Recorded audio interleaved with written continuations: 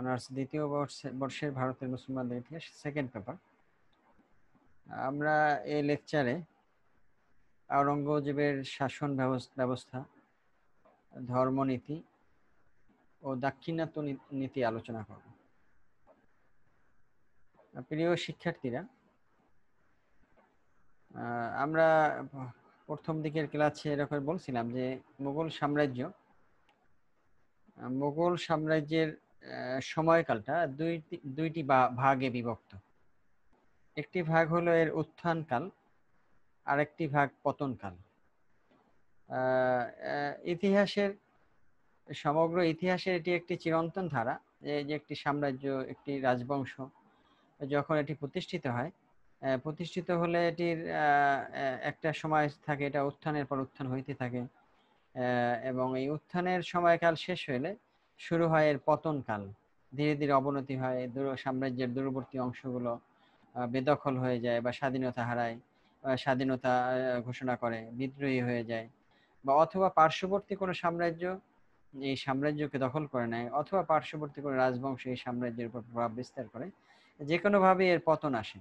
তো সাম্রাজ্য শাসনের এটি একটি চিরন্তন নীতি, যে সাম্রাজ্য সবসময় এটি প্রথম দিকে এর উত্থান কাল থাকে, এর বিস্তার হয়, প্রথম দিকে এর সৃষ্টি হয়, সৃষ্টির পর এর শক্তি বৃদ্ধি হয়, বিস্তার ঘটে, তারপরে শৌর্য বীর্য আসে, এবং শৌর্য বীর্যের পরেই আবার শুরু হয় ধীরে ধীরে পতনকাল, যখন এর অর্থনৈতিক উন্নয়ন ঘটে, এর রাজারা বা এর সম্রাটরা বিলাসী হয়ে পড়ে, তাদের সন্তানরা বিলাসী হয়ে পড়ে, তারা যখন কি বলা যায় মানে বিলাসী হয়ে পড়ে এবং অবনতিগ্রস্ত হয়, মানসিকভাবে অবনতিগ্রস্ত হয়, তখন সাম্রাজ্য অবনতির দিকে ধাবিত হয়। রাজারা অনেক সময় মদ্যপানে লিপ্ত হয়ে পড়ে, তারা রাজ অন্তঃপুরের দিকে নজর এসে পড়ে। এই ধরনের কারণে তাদের মধ্যে অবনতি তৈরি হয়। তো আমরা মোগল সাম্রাজ্যের ইতিহাসেও দেখি যে এর দুইটা অংশ, একটি এর উত্থানকাল, একটি এর পতনকাল। উত্থানকালটা হলো সম্রাট বাবর থেকে শুরু করে সম্রাট আওরঙ্গজেব পর্যন্ত। এই সময়কালটা এই মোগল সাম্রাজ্য উত্তরোত্তর বৃদ্ধি পায়, উত্তরোত্তর সাম্রাজ্যের সীমা বাড়ে, সাম্রাজ্যের আয় বাড়তে থাকে, সাম্রাজ্য নতুন নতুন অঞ্চল সাম্রাজ্যের অধীনে চলে আসে। আবার সম্রাট আওরঙ্গজেবের পরবর্তীতে এর দুর্বল উত্তরাধিকারীদের সময়কালে এটা ধীরে ধীরে সংকুচিত হইতে থাকে, এর শক্তি হ্রাস পায়, বিদেশি শক্তির উপরে আক্রমণ করে, অভ্যন্তরীণ বিদ্রোহ হয়, দূরবর্তী সাম্রাজ্যের দূরবর্তী অঞ্চলগুলো হাতছাড়া হয়ে যায় বা স্বাধীনতা অর্জন করে। তো এইটা অবনতিকাল। তো সম্রাট আওরঙ্গজেবের সময়কালটা ছিল মুঘল সাম্রাজ্যের উত্থানের শেষ যুগ বা শীর্ষ যুগ। এই সময় সম্রাট আওরঙ্গজেবের সময় মুঘল সাম্রাজ্য সর্বাধিক বিস্তার লাভ করেন। সেই আমরা বলতে পারি, পরবর্তীতেও আমরা এর কথাটাই স্লাইডে যখন আসব তখন আলোচনা করব। তো স্লাইডে যখন আসবো তখন আলোচনায় আসবো যে কত বড় এর সাম্রাজ্য ছিল। সম্রাট আওরঙ্গজেবের মতো এত বৃহৎ সাম্রাজ্য মোগল সম্রাটদের কেউ শাসন করেন। সেই পশ্চিমে কাবুল থেকে বার্মার রেঙ্গুন পর্যন্ত বা চট্টগ্রাম পর্যন্ত, আর এদিকে কাশ্মীর থেকে কাবেরী পর্যন্ত সমগ্র অঞ্চলের মালিক হয়েছিলেন। যে দাক্ষিণাত্যের দিকে সমগ্র মুঘল সম্রাটদের নজর ছিল, সেই দাক্ষিণাত্য স্থায়ীভাবে বিজয় করতে সক্ষম হয়েছিলেন সম্রাট আকবর। তো সম্রাট আওরঙ্গজেব। তো আওরঙ্গজেব একজন মহান শাসক, প্রায় তিনিও 50 বছরের অধিক কাল সময়, যদি তার সুবাদারের আরো 8 বছর, তাহলে দেখা যায় প্রায় 60 বছর তিনি শাসন ক্ষমতায় অধিষ্ঠিত ছিলেন। দক্ষিণাত্যের সুবাদার অবস্থায় তিনি 8 বা 10 বছরের মতো সেখানে ছিলেন। এরপরে যখন উত্তরাধিকার দ্বন্দ্বে জয়লাভ করে সম্রাট আওরঙ্গজেব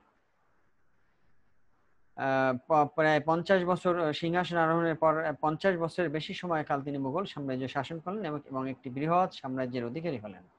তো সম্রাট আওরঙ্গজেবের, আবারও আমরা বলতেছি, সম্রাট আওরঙ্গজেবের শাসনকাল এটি হলো মুঘল সাম্রাজ্যের উত্থানের শেষ যুগ বা সাম্রাজ্য বিস্তারের শীর্ষ সময়কাল। এরপর থেকে মুঘল সাম্রাজ্য সংকুচিত হয়, মুঘল সাম্রাজ্য দুর্বল হয়ে পড়ে এবং ধীরে ধীরে অবনতি এবং পরিণতির দিকে ধাবিত হয়। তো সম্রাট আওরঙ্গজেবের সিংহাসন আরোহণ এটি নিষ্কণ্টক ছিল না। বা পুষ্পা কি কীর্ণ ছিল না। এটা ছিল সংগ্রামী একটি সিংহাসন আরোহণ। সম্রাট আওরঙ্গজেব ছিলেন সম্রাট শাহজাহানের পুত্র। সম্রাট শাহজাহান জাঁকজমকপূর্ণ এবং বিলাসী শাসক ছিলেন, যে তাকে তার সময়কালকে মোগল সাম্রাজ্যের স্বর্ণযুগ হিসেবে অভিহিত করা হয়। তো সম্রাট শাহজাহানের শেষ জীবনে তার 4 পুত্রের মধ্যে উত্তরাধিকার দ্বন্দ্ব শুরু হয়। আমরা পূর্বের লেকচারে এই কথাগুলো উল্লেখ করেছিলাম। ওই উত্তরাধিকার দ্বন্দ্বে তার 4 পুত্রই অগ্রসর হয়েছিলেন।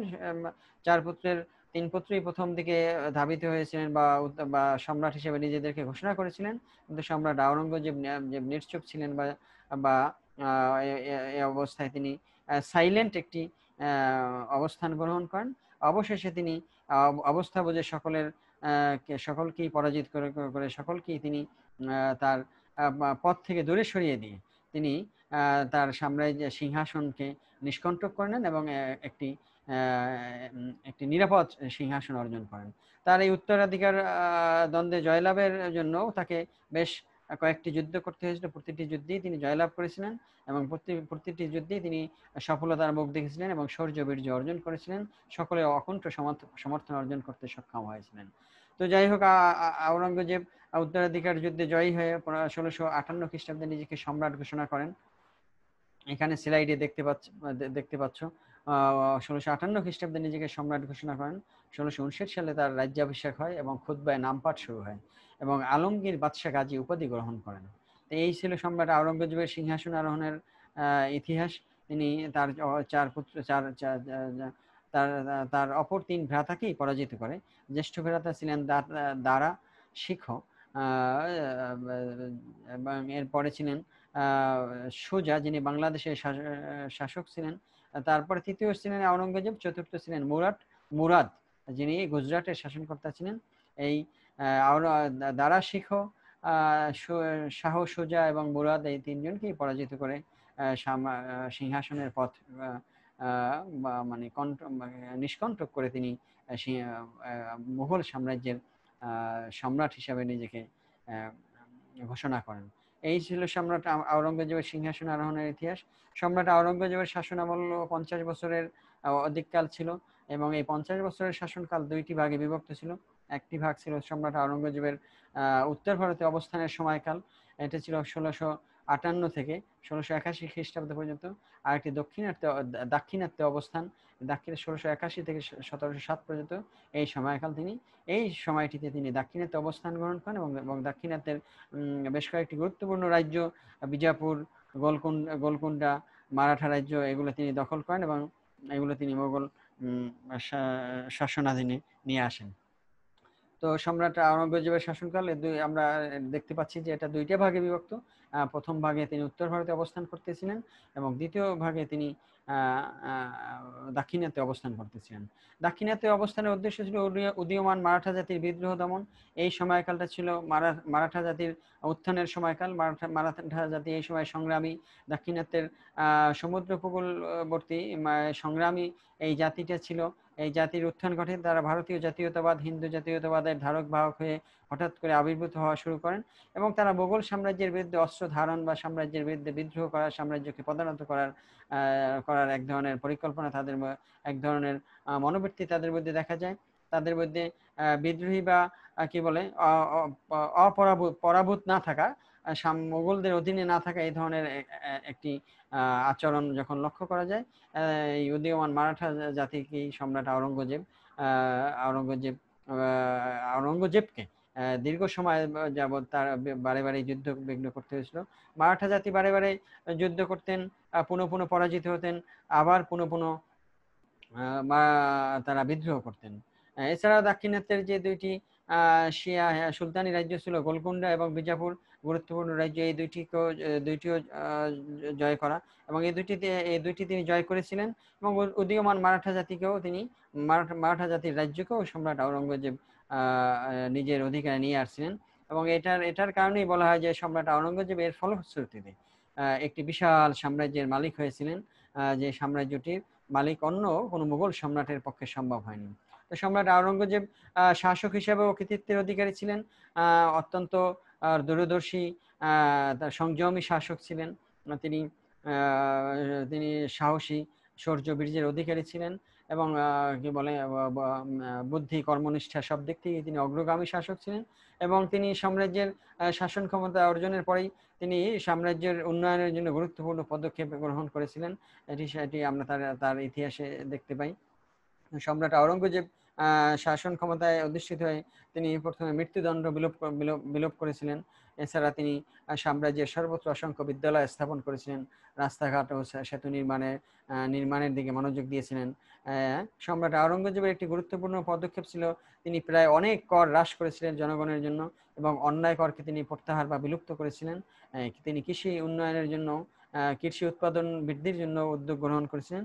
এইসব ছিলেন তার কর হ্রাসের ফলে জনগণ উপকৃত হয়েছিল। সাম্রাজ্য সাম্রাজ্য সাম্রাজ্যে এক ধরনের স্বস্তি প্রকাশ চলে আসছিল। এছাড়া তিনি কতিপয় সংস্কার সাধনা করেছিলেন, আমরা সেগুলা দেখতে পাচ্ছি। যেমন তিনি নতুন নীতির উদ্ভাবন করেন। সরকারি কাজে তিনি আরবি পঞ্জিকা ব্যবহারের নির্দেশ দিয়েছিলেন। তিনি সিংহাসনে আরোহণের পরে সরকারি কাজে তিনি আরবি পঞ্জিকা ব্যবহারের যে নির্দেশ দিয়েছিলেন এবং প্রত্যেক রমজান মাসের প্রথম দিনকে তিনি বৎসরের সূচনা দিন বা শুরুর দিন হিসাবে তিনি গণ্য করার জন্য নির্দেশ দিয়েছেন। সরকারি এই ধরনের একটি নির্দেশ দিয়েছিলেন। এছাড়া তিনি রাজ্যে বা রাজদরবারে মদ্যপান, জুয়া খেলা, নওরোজ অনুষ্ঠান, নওরোজ ছিল এক নববর্ষ অনুষ্ঠান, এই ধরনের অনুষ্ঠানে অনেক অনৈসলামিক বা ধর্মবিরোধী আচার-আচরণ সংগঠিত হতো। এসব কারণে সম্রাট আকবর তিনি এই অনুষ্ঠানগুলোকে নিষিদ্ধ ঘোষণা করেন। তো তিনি এগুলো নিষিদ্ধ করেন এবং তিনি জনসাধারণের নৈতিক উন্নয়নের জন্য, যে আমরা জানি যে সম্রাট আওরঙ্গজেব একজন ধর্মানুরাগী শাসক ছিলেন বা সম্রাট ছিলেন। তিনি ধার্মিক ছিলেন, নিজে ধর্ম প্রতিপালন করতেন এবং ধর্মের মধ্যেই মানুষের কল্যাণ, ধর্ম পালনের মধ্যেই মানুষের কল্যাণ, সম্রাট এবং সাম্রাজ্যের উন্নতি, জনসাধারণের উন্নতি, এই কথা তিনি মনে প্রাণে বিশ্বাস করতেন।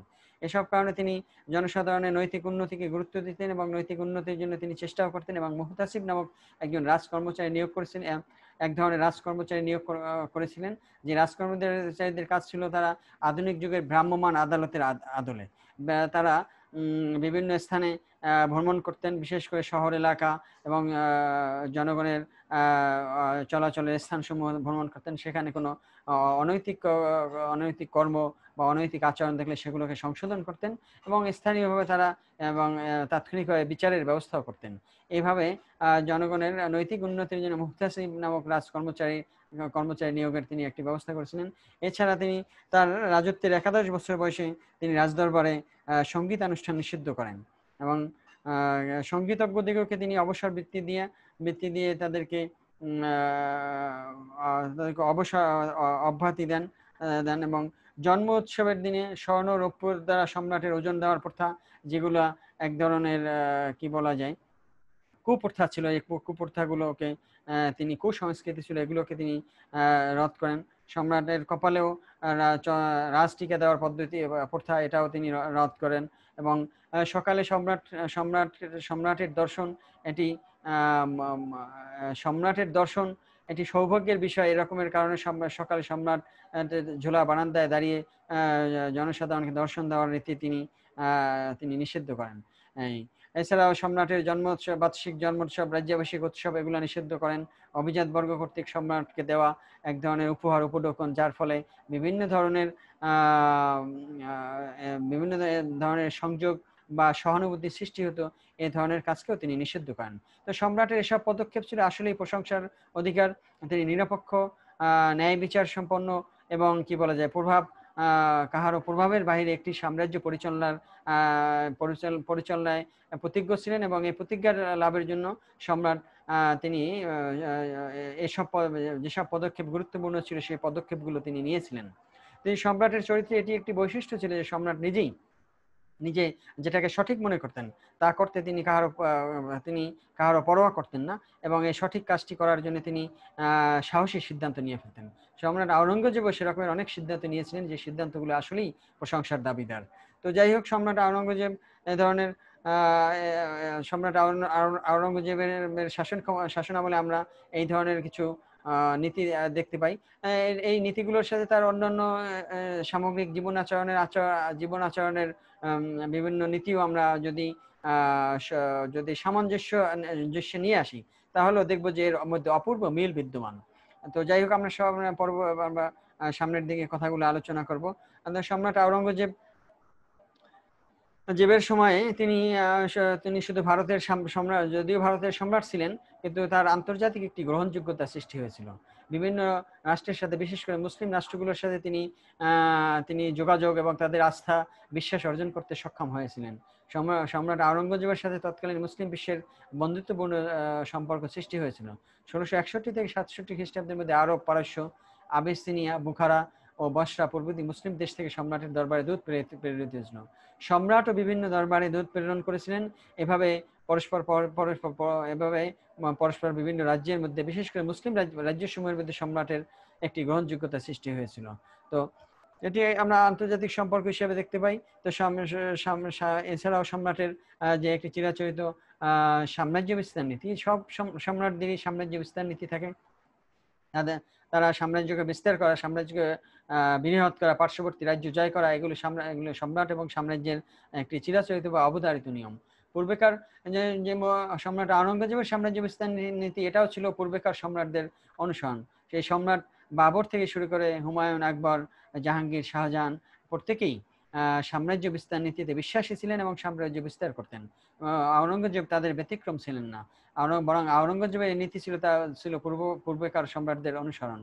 আওরঙ্গজেব তাদের নীতির অনুসরণ করে দাক্ষিণাত্য তিনি সাম্রাজ্য বিস্তারের দিকে অগ্রসর হয়েছিলেন এবং সেখানে জয়লাভ করেছিলেন বা সফল হয়েছিলেন, যেটা পূর্ববর্তী সম্রাটদের পক্ষে অতটা সম্ভব ছিল না। 1661 খ্রিস্টাব্দে তিনি ক্ষমতায় অধিষ্ঠিত হয়ে বাংলা এবং বাংলার পূর্বাঞ্চলের দিকে তিনি নজর দেন। 1661 খ্রিস্টাব্দে তিনি কোচবিহার ও আসাম জয় করেন। এই কোচবিহার এবং আসাম জয় করতে সম্রাট আকবর সম্রাট আওরঙ্গজেব তিনি সহায়তা নিয়েছিলেন তার একজন বিখ্যাত শাসনকর্তা মীর জুমলার অধীনে। মীর জুমলার মাধ্যমে তিনি কোচবিহার এবং আসাম জয় করেন। মীর জুমলা ফিরে আসেন। জুমলা ফিরে আসার পর তিনি তার মামা মমতাজের ভ্রাতা বা আসফ খানের পুত্র শায়েস্তা খানকে বাংলার শাসনকর্তা নিযুক্ত হন। শায়েস্তা খান প্রায় 35 বছর প্রায় 30 বছরের সময়কাল বাংলার শাসক হিসেবে শাসন করেন এবং শায়েস্তা খানের শাসনও ছিল বাংলার ইতিহাসে একটি উজ্জ্বল দিক এবং আলোচিত দিক। শায়েস্তা খানের কথা সকলেই জানে। শায়েস্তা খানের শাসন ছিল জনকল্যাণের একটি ইতিহাস বা উদাহরণ। তো শায়েস্তা খান তিনি বাংলায় শাসন করেন এবং শায়েস্তা খান তিনি পর্তুগিজ জলদস্যুদের দমন করেছিলেন বা তার বঙ্গোপসাগরের সন্দ্বীপ নামক স্থানে পর্তুগিজদের কর্মকেন্দ্র ছিল বা তাদের ঘাঁটি ছিল। সেই ঘাঁটিতে তিনি দখল করেন। 1666 খ্রিস্টাব্দে শায়েস্তা খান তিনি বার্মার রাজার কাছ থেকে চট্টগ্রামকে নিজের দখলে নেন এবং চট্টগ্রামের নাম পরিবর্তন করে ইসলামাবাদ রাখেন। তো এটি আমরা শায়েস্তা খানের ইতিহাসে দেখতে পাই। শায়েস্তা খান 90 বছর বয়সে তিনি আগ্রাতে মৃত্যুবরণ করেন। শায়েস্তা খান একজন সম্রাট আওরঙ্গজেবের শাসনামলের একজন উল্লেখযোগ্য ব্যক্তিত্ব। তিনি সম্রাট আওরঙ্গজেবের শাসনামলকে উজ্জ্বল করার জন্য অক্লান্ত পরিশ্রম করেছিলেন। তো এগুলো দেখার পরে সম্রাট আওরঙ্গজেবের উত্তর পশ্চিম সীমান্ত অঞ্চল সম্পর্কিত নীতিগুলো আমরা দেখতে পারি। উত্তর পশ্চিম সীমান্ত অঞ্চল সবসময় ছিল একটি জটিল এবং শক্তিশালী বিদ্রোহীদের একটি ঘাঁটি। উত্তর পশ্চিম, বিশেষ করে কাবুল, কান্দাহার এই অঞ্চলগুলো বা মধ্য এশিয়ার এই অঞ্চলগুলো ছিল মুঘল সাম্রাজ্যের জন্য একটি শঙ্কার কারণ। সম্রাট আওরঙ্গজেবের সময়কালেও এর ব্যতিক্রম হয়নি। এখানে উত্তর পশ্চিম সীমান্তের দুর্ধর্ষ আফগান উপজাতীয় দলগুলো সম্রাট আওরঙ্গজেবের সাম্রাজ্যের জন্য মাথা ব্যথার কারণ হয়েছিল। তো যাই হোক, সম্রাট আওরঙ্গজেব অনেক পরিশ্রমের পরেও তাদেরকে দমন করতে সক্ষম হয়েছিলেন। বিশেষ করে ইউসুফজাই জাতির বিদ্রোহকে তিনি দমন করেছিলেন। ইউসুফজাই জাতি কয়েকটি উপজাতীয় দলকে সংঘবদ্ধ করে তাদের দলপ্রতি ভান্ডর অধীনে বিদ্রোহ ঘোষণা করেছিলেন। এই উপজাতীয় দলগুলি সিন্ধু নদ অতিক্রম করে হাজারা জেলা বা অন্যান্য অঞ্চলের উপরে উপদ্রব সৃষ্টি করেছিল। সম্রাট আওরঙ্গজেব তাদেরকে দমন করতে সক্ষম হয়েছিলেন। তো এছাড়া উত্তর পশ্চিমের আফ্রিদি উপজাতির উপরেও তিনি অভিযান পরিচালনা করেছিলেন। এই আফ্রিদি জাতিকেও তিনি দখল করতে সক্ষম হয়েছিলেন। এই আফ্রিদি উপজাতি পাঠানদেরকে পাঠান এবং খড়দেরকে একত্রিত করে বিদ্রোহ সৃষ্টি করেছিলেন এবং তাদেরকে তিনি দমন করতে সক্ষম হয়েছিলেন। এক্ষেত্রে তিনি কূটকৌশল, অর্থ সাহায্য, ভাতা প্রদান এবং এবং আফ্রিদি উপজাতির লোকদেরকে মুঘল সেনাবাহিনীতে চাকরি দানের মাধ্যমে তিনি তাদের দমন করতে সক্ষম হয়েছিলেন। তবে তাদেরকে পুরোপুরি স্থায়ীভাবে দমন করা সম্ভব হয়নি। উত্তর পশ্চিম সীমান্ত নীতির কারণে কোনো ঐতিহাসিকরা বলেন যে উত্তর পশ্চিম সীমান্ত নীতির দিকে মনোযোগ না দিয়ে তিনি দাক্ষিণাত্যের দিকে বেশি মনোযোগ দেওয়া উচিত ছিল। কিন্তু আসলে সম্রাট আওরঙ্গজেব তিনি আসলে যা করেছিলেন তার ব্যাখ্যা যথাযথভাবে কোনো নির্দিষ্ট ঐতিহাসিকের কাছ থেকে পাওয়া যায় না। ঐতিহাসিকরা বিভিন্ন ক্ষেত্রে ভিন্ন মত পোষণ করতে থাকেন। তো সম্রাট আওরঙ্গজেব তার তার সীমান্ত কি বলা যায় সীমান্ত নীতি বা সাম্রাজ্য বিস্তার নীতি, এই সাম্রাজ্য বিস্তার নীতি নিয়ে অগ্রসর হয়েছিলেন। আর এর মধ্যে একটি গুরুত্বপূর্ণ ছিল দাক্ষিণাত্য জয়। তো আমরা সেটা পরবর্তীতে আলোচনা করব, সামনের একটু পরেই আলোচনা করতেছি। এর পূর্বে আমরা তার ধর্মনীতি সম্পর্কে একটু আলোকপাত করার চেষ্টা করব। তার ধর্মনীতি কি ছিল এবং সেটা কি ধরনের ছিল এবং তার ধর্মনীতির প্রভাব কি হয়েছিল। তো যাই হোক, সম্রাট আওরঙ্গজেব আমরা জানি যে তিনি একজন সুন্নি মুসলমান ছিলেন এবং সুন্নি মুসলমানদের সহায়তায় তিনি তার উত্তরাধিকার দ্বন্দ্বে ভেড়াতাদের পরাজিত করেছিলেন মূলত সুন্নি মুসলমানদের সমর্থনের মাধ্যমেই। তিনি গোঁড়া ধার্মিক ছিলেন বা কট্টর ধার্মিক ছিলেন, বা গোঁড়া ধার্মিক না বলে তাকে ধর্মানুরাগী শাসক ছিলেন এবং তিনি সহজ সরল অনাড়ম্বর জীবনযাপন করতেন। এটা সম্রাট আওরঙ্গজেবের আচরণের একটি বৈশিষ্ট্য বা সম্রাট হিসেবে তার বৈশিষ্ট্য। তো নিরপেক্ষভাবে তার ধর্মনীতি নিয়ে অনেক আলোচনা আছে, অনেক বিরুদ্ধ কথাও আছে। তা সত্ত্বেও সম্রাট আওরঙ্গজেবের ধর্মনীতি আমরা নিজেরা দেখব যে তার ধর্মনীতি কি ছিল। আমরা একটি জিনিস দেখতে পাই যে সম্রাট আওরঙ্গজেব, আমরা পূর্বে উল্লেখ করছি যে নিষ্ঠাবান মুসলমান ছিলেন এবং ধর্ম পালন সকলের জন্য কল্যাণকারী হাতে ইনি মনে প্রাণে বিশ্বাস করতেন এবং এই আদর্শ উদ্বুদ্ধ হয়ে আওরঙ্গজেব সাম্রাজ্যে ধর্মীয় আদর্শ বাস্তবায়নের নীতি অবলম্বন করেছিলেন। তিনি তার সাম্রাজ্যে ধর্মীয় আদর্শের মাধ্যমে মানুষের কল্যাণ, ধর্মীয় আদর্শের মধ্যেই মানুষের উন্নতি, ধর্মীয় আদর্শের প্রতিপালনের মধ্যে সাম্রাজ্যের স্থায়িত্ব, এই কথা তিনি মনে প্রাণেই বিশ্বাস করতেন। তো সম্রাট আওরঙ্গজেব এই জন্য তিনি ধর্মীয় আদর্শ বাস্তবায়ন করেছিলেন। আমরা পূর্বে দেখেছিলাম যে তিনি রাজদরবারের অনেক অনুষ্ঠান, অনেক আচার আচরণ তিনি নিষিদ্ধ করেছিলেন। এগুলো যথার্থই ছিল। রাজদরবার তিনি বিশ্বাস করতেন যে রাজদরবার হওয়া উচিত ভাব গম্ভীর্যপূর্ণ এবং আনন্দ ফুর্তির বাহিরে থাকা উচিত। এটা চিন্তাশীল মানুষের চিন্তা গভীর করার একটি মাধ্যম হওয়া উচিত, যেখানে অতিরিক্ত আনন্দ ফুর্তির ফলে মানুষের গভীর চিন্তা হ্রাস পায়। এসব জিনিস তিনি বিশ্বাস করতেন। এই জন্য তিনি ধর্মীয় আদর্শ বাস্তবায়নের নীতি অবলম্বন করেছিলেন এবং ইসলাম ধর্ম বিরোধী রীতিনীতিও তিনি নিষিদ্ধ ঘোষণা করেন। এবং অমুসলিমদের তিনি আরেকটি কাজ করেছিলেন। ইসলাম ধর্মীয় আদর্শ বাস্তবায়নের জন্য তিনি অমুসলিমদের উপর জিজিয়া কর আরোপ করেছিলেন। যদিও জিজিয়া করটা ছিল অমুসলিমদের উপর, কিন্তু এটা সকলের উপর ছিল না। এই অমুসলিম এটাকে নিরাপত্তা কর বা সামরিক করও বলা হয়। এই জিজিয়া কর তিনি আরোপ করেছিলেন সচ্ছল এবং প্রাপ্তবয়স্ক পুরুষ অমুসলিমদের উপর। নারী, শিশু, অপ্রাপ্তবয়স্ক, অসচ্ছল এবং পুরোহিতেরা কেউই এই জিজিয়া করার আওতায় আসেননি। তো সম্রাট আওরঙ্গজেবের জিজিয়া করার এটি নিয়ে ব্যাপক সমালোচনা আছে, কিন্তু এই সমালোচনাটি তিনি ধর্ম প্রতিপালনকে নিজের আদর্শ হিসেবে মেনে নিয়েছেন এবং ধর্ম প্রতিপালনের উদ্দেশ্যে তিনি এই কর আরোপ করেছিলেন। কাহার উপরে বিদ্বেষের বশবর্তী হয়ে কর আরোপ করেননি। তো সম্রাট আওরঙ্গজেবের এটি আমরা দেখতে পাই যে সম্রাট আওরঙ্গজেব জিজিয়া কর আরোপ করেছিলেন এবং ইসলাম বিরোধী রীতিনীতিও তিনি নিষিদ্ধ ঘোষণা করেছিলেন। তবে তার এই ধর্মনীতির বিরুদ্ধে প্রতিক্রিয়া হয়েছিল, যা স্বভাবতই প্রত্যাশিত ছিল। ধর্মনীতির কারণ তার পূর্ববর্তী সম্রাট আকবর জিজিয়া কর প্রত্যাহার করেছিলেন, রদ করেছিলেন, যে কারণে তিনি হিন্দুদের শুভেচ্ছা এবং সহানুভূতি এবং সহযোগিতা অর্জন করেছিলেন। আবার এই হিন্দু অধ্যুষিত ভারতে জিজিয়া কর আরোপ এটি আসলে একটি প্রতিক্রিয়ার সৃষ্টি করবে, এটাও যথার্থ, এটাও প্রত্যাশিত ছিল। সম্রাটের এই ধরনের যে ধর্মনীতির বিরুদ্ধে বৃদ্ধ বৃদ্ধ প্রতিক্রিয়া হয়েছিল।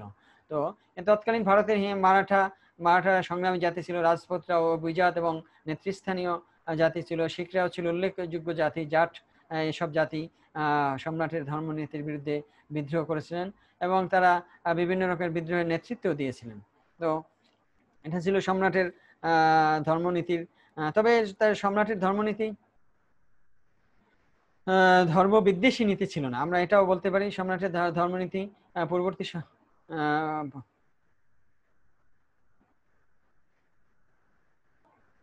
যিনি সম্রাটের এছাড়া আমরা আলোচনা করবো একটি ব্যাপার, সেটা হচ্ছে আমরা আওরঙ্গজেবের দাক্ষিণাত্য নীতি। কি ছিল এই দাক্ষিণাত্য নীতি? এটিও সাম্রাজ্য বিস্তার নীতির অধীনে ছিল, কিন্তু দাক্ষিণাত্য নীতি স্বতন্ত্র আলোচনার একটি বিষয়। কারণ সম্রাটের দাক্ষিণাত্য নীতি পূর্ববর্তী সম্রাটদের অনুসরণ ও অনুকরণ, এটা আমরা পূর্বে উল্লেখ করেছি।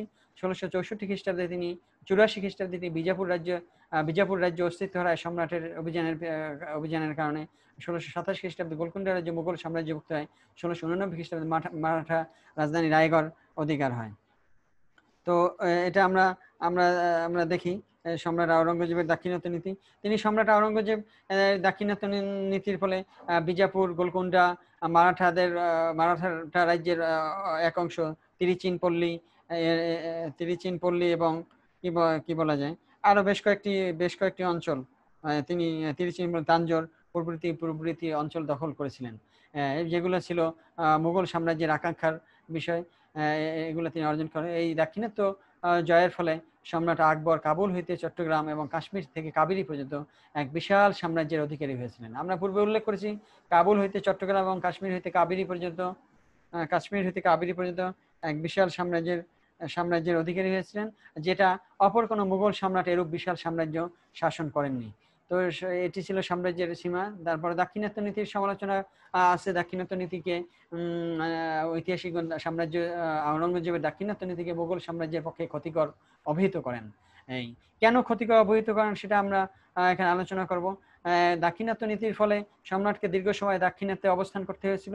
এই দাক্ষিণাত্যে অবস্থানের ফলে উত্তর ভারতে বিশৃঙ্খল পরিস্থিতি সৃষ্টি হয়, অরাজকতার জন্ম হয়, উত্তর ভারতের শাসন ব্যবস্থায় দুর্বলতা পরিলক্ষিত হয়। দাক্ষিণাত্য জয়ের ফলে পূর্বপরিমাণ অর্থ সৈন্য ক্ষয় হয় এবং মুঘল বাহিনীর ক্ষমতা ও দক্ষতা হ্রাস পায়। এ ধরনের কথা ঐতিহাসিকরা বলেন। এ কথা সম্পূর্ণ না হলেও আংশিক বা একটি গুরুত্বপূর্ণ সত্য। তা সত্ত্বেও যে মুঘল সম্রাটদের যে চিরস্থায়ী বাসনা ছিল দাক্ষিণাত্য জয় করা, সেটা জয় করতে সম্রাট আওরঙ্গজেব সক্ষম হয়েছিলেন। এটিই বড় কথা, যে দাক্ষিণাত্যকে তিনি মুঘল সাম্রাজ্যের অন্তর্ভুক্ত করেছিলেন স্থায়ীভাবেই, এবং দাক্ষিণাত্যের বিশাল সাম্রাজ্য তার অধীনে চলে আসছিল। সাম্রাজ্যের একটি চিরাচরিত নিয়ম বলে এটি সৃষ্টি হয়, এটি বিস্তার লাভ করে, আবার এটি সংকুচিত হয় এবং এটি ধীরে ধীরে অবনতি এবং পরিণতির দিকে ধাবিত হয়। তো মুঘল সাম্রাজ্যেরও এটি হবে, সেটা সত্য কথা। তবে সম্রাট আওরঙ্গজেব তার উত্থানকালের শেষ পর্যায়ে, বা মুঘল সাম্রাজ্যের উত্থান যুগের শেষ পর্যায়ে তিনি সমগ্র দাক্ষিণাত্য জয় করেছিলেন এবং দাক্ষিণাত্যকে মুঘল সাম্রাজ্যের অন্তর্ভুক্ত করেছিলেন। এটি তার বড় কথা। তার পরবর্তী উত্তরাধিকারের দায়িত্ব ছিল এই সাম্রাজ্যকে রক্ষা করা, এই সাম্রাজ্যকে। তবে সামগ্রিক পরিস্থিতি বা তৎকালীন বিশ্ব পরিস্থিতি বা রাজনৈতিক অবস্থা সবসময় অনুকূলে থাকে না। এই সময়টাই সম্রাট আওরঙ্গজেবের এই সময়কালই ইউরোপীয় বণিকদের, বিশেষ করে ইস্ট ইন্ডিয়া কোম্পানির উত্থান ঘটতে থাকে। তাদের উত্থান, তাদের বিস্তার, তাদের শক্তি লাভ, এগুলো তাদেরই অর্জন। এই শক্তি মুঘল সাম্রাজ্যের পক্ষে ক্ষতিকর হয়েছিল। তো যাই হোক, দাক্ষিণাত্য নীতির ফল হিসেবে কথা বলা হয় যে সাম্রাজ্যের পতন অনিবার্য হয়ে যায় দাক্ষিণাত্য নীতির ফলে, এবং মুঘল সাম্রাজ্যের যে বিশালতা তৈরি হয়েছিল উভয় পতনের অন্যতম কারণ হয়ে দাঁড়ায়। তো দাক্ষিণাত্য নীতি সম্রাট আওরঙ্গজেবের একটি গুরুত্বপূর্ণ নীতি। এর ভালো মন্দ উভয় দিকেরই আলোচনা বিদ্যমান। বিভিন্ন ঐতিহাসিক মন্তব্য আমরা এই দাক্ষিণাত্য নীতিতে পেয়ে থাকি। তো সম্রাট আওরঙ্গজেবের কৃতিত্ব যদি আমরা বিচার করি, তাকে অন্যতম শ্রেষ্ঠ মুঘল সম্রাট, কেউ কেউ তাকে শ্রেষ্ঠ মুঘল সম্রাটও বলেন, সর্বশ্রেষ্ঠ মুঘল সম্রাটও বলেন। তার সংযম, তার তার তার সংযম, তার সাহস, তার ধৈর্য, তার সামরিক নীতি, তার অনাড়ম্বর জীবন, সাধারণ জীবন, জনসাধারণের প্রতি ভালোবাসা, কল্যাণের ইচ্ছা, এগুলো তাকে শ্রেষ্ঠ মুঘল সম্রাটের আসনে অধিষ্ঠিত করে। তবে তার বিরোধী সমালোচকরা তার ধর্মনীতি, তার তার কঠিন নিয়ম কানুন বা অতি সংযমী নিয়ম কানুনের উপর সমালোচনা করেন। এছাড়া দাক্ষিণাত্য নীতিরও সমালোচনা করেন।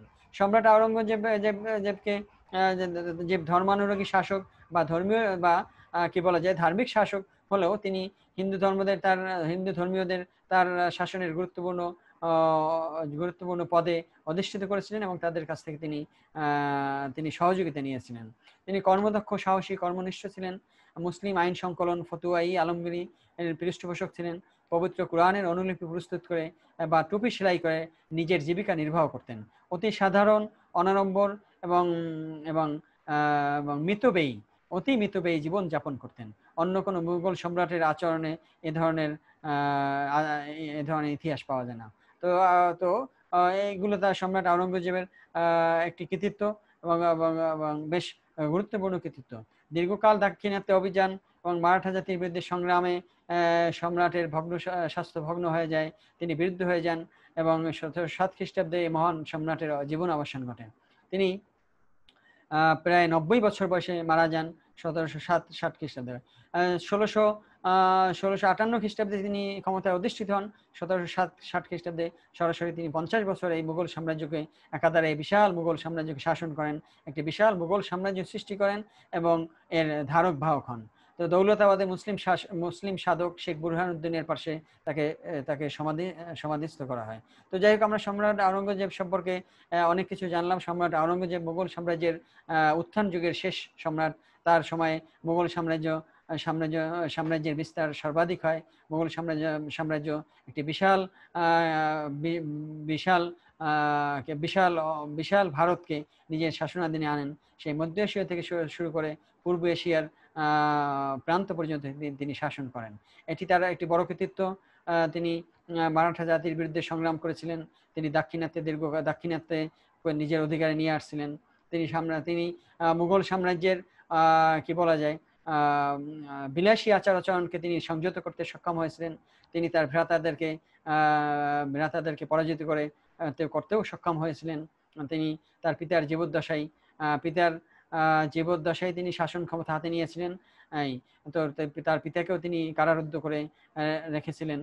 তার ভ্রাতারা তার হাতে বা বিভিন্ন যেমন তার জ্যেষ্ঠ ভ্রাতা দ্বারা, যিনি সম্রাট আওরঙ্গজেবকে দাক্ষিণাত্যে শাসনকর্তা থাকাকালীন অবস্থায় তাকে ভৎসনা করেছিলেন, সেই দ্বারা তার হাতে বা বিরক্ত করেছিলেন বা শাসন ক্ষমতায় বিঘ্নতা ঘটিয়েছিলেন, সেই দ্বারা তার হাতেই নিহত হয়ে তার নির্দেশই বা তার বিচারেই নিহত হয়েছিলেন। তার অপর ভ্রাতা সুজা তিনিও নিহত হয়েছিলেন, মুরাদও নিহত হয়েছিলেন। তো তা সত্ত্বেও তিনি দমে যাননি। তিনি একটি বিশাল মুঘল সাম্রাজ্য প্রতিষ্ঠা করে ইতিহাসে অক্ষয় কীর্তি রেখে যান।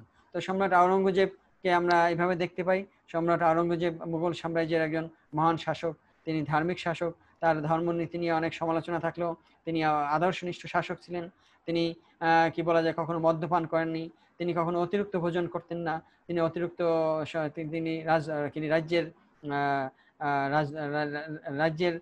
কি বলা যায় মানে রাজ্য শাসন করতে গিয়ে বা রাজ্যের কোনো অর্থ তিনি নিজের প্রয়োজনে ব্যয় করা পছন্দ করতেন না। তিনি পবিত্র কুরআন নকল করে এবং টুপি সেলাই করে নিজের জীবন অতিবাহিত করতেন। তিনি আদর্শনিষ্ঠ ছিলেন, এই কথাটাই আমরা বারে বারেই বলতে চাই। তিনি কর্মনিষ্ঠ ছিলেন, তিনি সাহসী ছিলেন, তিনি তেজস্বী ছিলেন। তিনি যা যথার্থ মনে করতেন তা কখনোই করতে পিছপা হতেন না। তিনি জনগণের সমর্থনের দিকে কখনো তোয়াক্কা করতেন না। তিনি বরং জনগণের কল্যাণের দিকে বেশি নজর দিতেন। কারণ সাম্রাজ্য শাসনে এটি একটি গুরুত্বপূর্ণ দিক যে জনগণ সবসময় সঠিক কল্যাণটি যথার্থভাবে উপলব্ধি করতে সক্ষম হন না। কখনো শাসক গোষ্ঠী বা শাসক জনগণের কল্যাণের স্বার্থে অনেক সিদ্ধান্ত নেন, যা ধীরে ধীরে জনগণের কল্যাণ বয়ে আনে এবং পরবর্তীতে জনগণ এটা উপলব্ধিতেও সক্ষম হন। তো এরকমের একজন শাসক ছিলেন যিনি জনসমর্থনের, এই কথাটি নেতিবাচক দৃষ্টিতে ধরা ঠিক হবে না যে জনগণের কল্যাণের তিনি তোয়াক্কা করতেন না, বরং জনগণের সমর্থনের তিনি তোয়াক্কা করতেন না। এই কথাটি নেতিবাচক না, এই কথাটি বরং ইতিবাচক। তিনি জনগণের কল্যাণের তোয়াক্কা করতেন, জনগণের সমর্থনের তোয়াক্কা করতেন না। জনগণ তাকে তার প্রশংসা করবে, তার সমর্থক হবে, এটাকে তিনি বড় করে না দেখে জনগণের কল্যাণকে তিনি বড় করে দেখতেন। এটা এটা তার একটা মহান কৃতিত্ব। সম্রাট আওরঙ্গজেবকে আমরা ভারতীয় মুঘল সাম্রাজ্যের উত্থান যুগের শেষ সম্রাট হিসেবে, উত্থান যুগের, আমরা এখানে বলতেছি শেষ সম্রাট না, উত্থান যুগের শেষ সম্রাট, যে সময়টায় মুঘল সাম্রাজ্য উত্তরোত্তর উত্থান হয়েছিল, সম্রাট আওরঙ্গজেবের পরবর্তী সময়কালে তার উত্তরাধিকারীদের সময়কালেই এই মুঘল সাম্রাজ্য ধীরে ধীরে অবনতি এবং পতনের দিকে ধাবিত হয় এবং এটি এটি এটি এটি একটি শেষ পর্যায়ে বা একটি সীমা রেখায়, একটি সীমান্ত রেখায় গিয়ে উপনীত হয়। তো যাই হোক, আমরা আজকে আওরঙ্গজেবের উপরে আলোচনা করলাম, তার পরিচয়, তার উত্তরাধিকার যুদ্ধে জয়লাভ, তার ধর্মনীতি, তার দাক্ষিণাত্য নীতি এবং তার সংযমী জীবন, তার ধর্মানুরাগ ইত্যাদি সম্পর্কে আলোচনা করলাম, তার বিশাল সাম্রাজ্য স্থাপন, এসব আলোচনা করলাম। এগুলো আমরা আজকে আমাদের ক্লাস আমরা এই পর্যন্তই রাখলাম এবং তোমাদের প্রিয় শিক্ষার্থীরা, তোমাদের সকলকে ধন্যবাদ জানিয়ে আজকের এই ক্লাসটি আমরা শেষ করছি। আল্লাহ হাফেজ।